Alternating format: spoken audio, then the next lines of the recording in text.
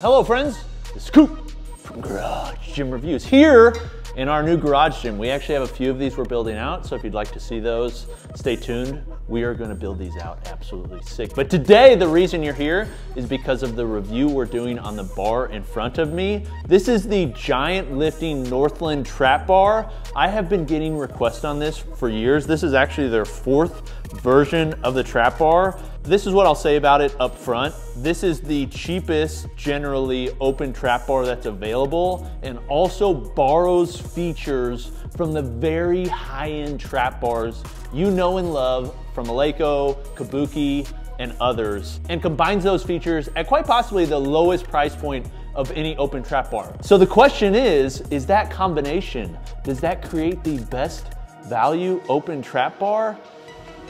I can't say that yet. Let's walk through it.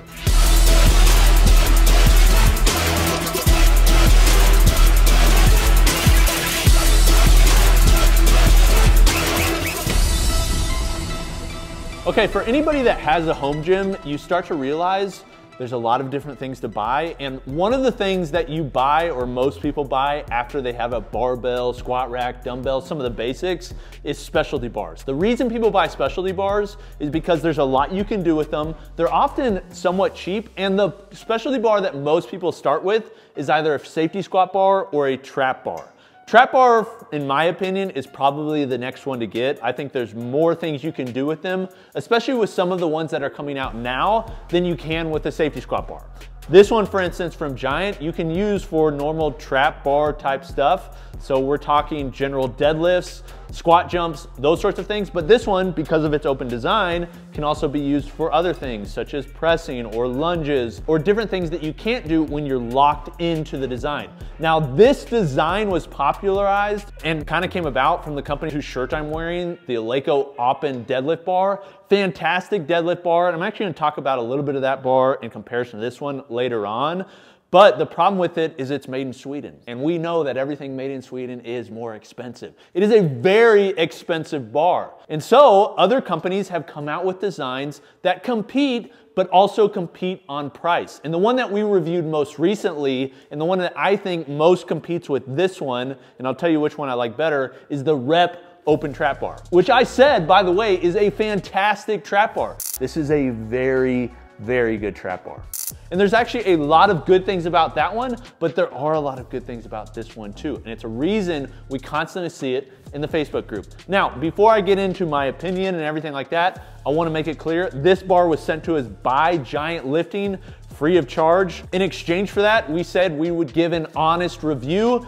No company has a say in the reviews that we do and what we say. This is my, Coop's, honest opinion on this bar, comparing it to every other bar that's out there. Also, if you'd like to support GGR, we would really appreciate it if you check out the link below, like button, if you'd like to purchase it, because that supports us and allows us to continue to do the fantastic work we do here at GGR.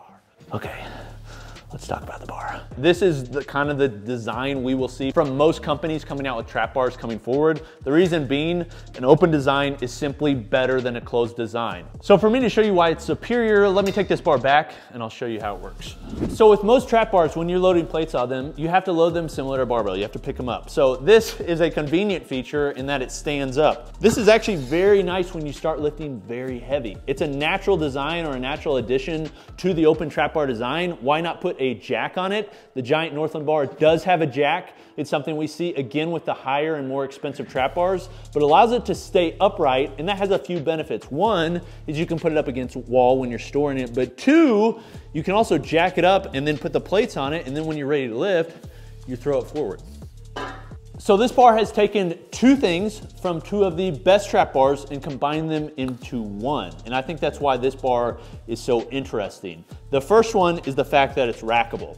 So a bar that is rackable allows you to do more things with it. That includes rack pulls, that also includes using it for pressing, that also includes using it for squatting. But I think the biggest one is just the ability to use the big squat rack that you bought that takes up a ton of space in your gym, and you like to use bars in it. So I think having a bar that does that, I don't think it's a necessity because a lot of people just use their trap bar for deadlifting, but there's a lot of people that would like to increase the versatility of that and the ability to throw it on a rack definitely helps with that. The other thing though that this has that takes from, say, the Kabuki trap bar, that again is much more expensive, is the dual handles. So it combines both the rackability of, say, the Eleiko op and deadlift bar with the dual handles of the Kabuki trap bar, slashes the price by like a third or less, especially when you factor in shipping, and that is basically what you create with this bar. Now, the rackability of this, I think, is a great feature, but personally, what I like to use the most is dual handle heights. I love using a dual handle height. Depending on what you're training for and depending on your body type, you may just be fine using this single handle. I know there's a lot of people that they're fine. They're just like, I just use a regular trap bar. I never use the higher handles. And that's fine if that's you. For me in my training, almost always I'm using the higher handles. The reason I'm using the higher handles, I'm less injury prone when I use the higher handles and I just go heavier. I prefer having a secondary handle. And in fact, because the Eleiko only has a single handle, I've just found I use it a lot less than some of my other trap bars. Okay, so those are the general things that make this bar stand out. Let me go into the general pros and cons. Let me go into what I really like about the bar. Let me go into what I don't like about the bar. And then let me compare it to some of the other bars that are out there and tell you specifically who I recommend this for. Let's do it. Okay, so the first thing to look at with this bar, and that will stand out, is the price to features ratio. The price on this is extremely competitive. And in fact, the one that I recommended most and recommend most to most people that are looking for an open-ended trap bar is the Rep Fitness Open Trap Bar. Now, I'm gonna talk specifically that one versus this one in a little bit.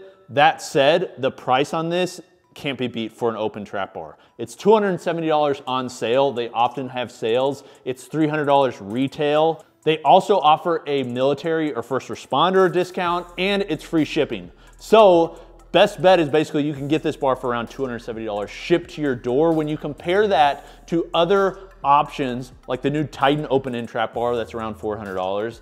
The Rep open trap bar, another $400. The Eleiko, that's $800, $900, especially when you're looking at shipping. A Kabuki, just a little bit under that at $600, $700. And this can do a lot of the same things those can. It does have some drawbacks. I'm gonna talk about those, but man, the price on this, like, it's hard to beat. The other thing is just the overall build quality. This is not as good of a build quality as some of those other more expensive bars, but I do think that build quality is similar to Rep Fitness. I would actually say that if you put these bars side by side, they have a lot of similar looks and feels as far as quality. So the powder coat feels pretty similar. Again, not as good of a powder coat as we see from those really, really expensive bars, but definitely good enough to get the job done and provide corrosion resistance. The welds, again, they're not crazy impressive, but they are using robotic welders. You can tell because they're very consistent, very smooth with not a ton of oversplatter. Their sleeves, they're chrome sleeves, and they're not an axle bar sleeve. They're an Olympic style sleeve, which means the tolerances that it's gonna fit on your plates is really good. And it also means that you can use the same collars that you can on your other bars. And then another small, but just something to look out for, many of these companies will use plastic caps on the end of certain endpoints. This uses a welded cap on these jack stands. Just gonna stay there and not cause any issues, which is nice. And then the end cap actually has an end cap on a bar that's priced at a much lower price where you often don't see features like that. Next are the handles. So this bar comes standard with two different handles, and I have to give a little bit of a caveat here. The original giant lifting trap bar, version 1 through version 3, had spinning handles. I don't think spinning handles on a trap bar is a great idea. I like the option of it, but spinning handles will allow you to lift less. They're nice because they cause you to use more grip, but I'm not really trying to work my grip while I'm deadlifting. I'm working my grip in other ways. I don't like a spinning handle standard. Their new version 4, the one that we have here, has fixed handles, and anybody that bought version 3 can also upgrade to fixed handles for only 40 bucks and they'll ship them to you. Now these aren't stainless handles, these are chrome handles. Stainless would obviously be preferred, but I don't see these really causing an issue or corroding very much, especially if you take care of them. The knurling is a medium knurl. There's different companies that say they have a medium knurl. An example is the Rogue Ohio bar. They say that's a medium knurl. It's not, that's a medium passive knurl. If you compare this one to that, which is probably one of the most popular bars in the world, and so many people have used it, this is more aggressive than that. So you could say this is medium to medium aggressive. It feels very good. It's not gonna rip your hands when you're deadlifting. Anybody out there that doesn't lift will be fine with it. Anybody that does lift, I think will be fine with it too. There are some people that like a really aggressive knurl and they want that on a trap bar. Say the Rogue TB2, where it just like eats your hands apart. It's not that aggressive. I actually really like this depth of knurl. It feels good. That's not to say it's as good as the Kabuki or the Leiko, but for the price, I like it. The other thing is it comes with 2 different handle widths. So you can actually interchange these. If you want a bigger diameter at the top or the bottom, you can switch them out using a hex key at the top. That allows you to move them throughout. Now, one thing about these handles that I don't like, and I think is somewhat of a con, is there's no markings. So there's no knurl markings to find the center of the handle. The Leiko, for instance, has 2 different ones. Some other companies will put one in the middle just so you can line it up. I really like knurl markings because it allows you to quickly identify where to put your hand and to grab it. That said, the handle width isn't that big, so it's not that hard to find where you should put your hand. Now, another pro for this bar is the assembly is very simple. It does have free shipping, so that is kind of just baked in, which is nice. You don't have to calculate it at the end, and it doesn't matter your distance from them because they are based in Canada. But one thing that is nice is just the assembly is very simple, and it was packaged very well. Cardboard box, foam, making sure everything's put together. And when we took it out, there's really not many marks. There's one slight mark on the inside, but nothing that I thought was too major. And you put the sleeves on, 3 bolts on each side, Allen key, and you're ready to start lifting, which is very nice. Now, another pro of this bar is that it comes standard with, I think, the perfect or close to the perfect width for a trap bar. One of the, I don't know if this is a controversy necessarily, but one of the things that we didn't love about the Rep Open Trap Bar is the standard handles they originally sent with the bar were too wide. They were like 27 to 29 inches. Really what you want is about 25 inches between the handles. That makes it really good for the average size person and not too wide where if you're kind of small, it's just like you're holding way out here. This is 24 inches handle to handle. I do wish it was 25, just a little bit wider, but 24 is much better than something like 29 and should fit most people. If you're a really big person, you probably want a wider handle that's gonna feel a little bit short, but for most people that aren't like me, average sized, then this one will work great. Okay, the other thing I already hit on, but I wanna make sure I hit again, is the rackability. This can be used in a rack and can be used in any rack pretty much width that's out there. So we're talking anything from 47 inch, like the Soranexes and the Rep Fitnesses of the world, all the way to the wide boys from Rogue Fitness, like 49 inches outside to outside. It will fit on both of those, and so basically it's designed to be accepted on any rack. Now, the last benefit I wanna say is the weight of the bar. I do think this is a benefit. This thing weighs 45 pounds. 45 pounds is what everybody's used to using with barbells. We're a bunch of meatheads, so it can be hard to do math. Having a bar that just weighs 45 pounds, you know when you put 45s on each side, you have 135, 245s, you have 225, 3, 315, 4, 405, yeah, I could keep going, right? But it's nice because you just know what you're used to lifting, and it's also easy to move around. And that is a huge benefit for a lot of people. Trap bars in my garage, my wife uses as well. Surprisingly, she's not as strong as me, and so she sometimes has to move the bars around as well. She likes to move around the lighter bars because they're easier to move around, makes sense. It's also just easier for me to put in the rack. So I like a lighter bar so long as it doesn't remove how much weight it can hold. So there are the things I like about the bar. There's obviously other things I could talk about, and I have kind of talked about, but I won't hit a ton on. It's just like the jack stand, rackability, the handle width. But one thing that you can do about this that I want to mention, and you're probably asking yourself, due to the circular design of the bar versus the square tubing that we see from others, you can use this to squat with. Due to the width of the handles, it's not like the greatest thing in the world. Like you have to squat very narrow and the handles can hit into your knees. But if you really want to get it done, you could use this like a camber bar. You can't really use this for pressing, benching. You can use it a little bit for overhead pressing. You take a really close stance, but when you're benching, the handles kind of rub into you due to where you have to hold the bar. It would be nicer if it flared out more, which is one huge benefit of the Rep Open Trap Bar. Because these aren't removable, they're just fixed there forever, you kind of have to contend with those. So I would say do not buy this bar thinking I'm gonna use it for pressing all the time, I'm gonna use it for squatting all the time. You may do that every once in a while, but really this bar is specifically made to be used as a trap bar and won't work as well for those other things. Now, there are some cons about this bar. The first one is it's not perfectly balanced. And this one I'm pretty sad about, because when I read online, a ton of people were saying it's well balanced, it's well balanced.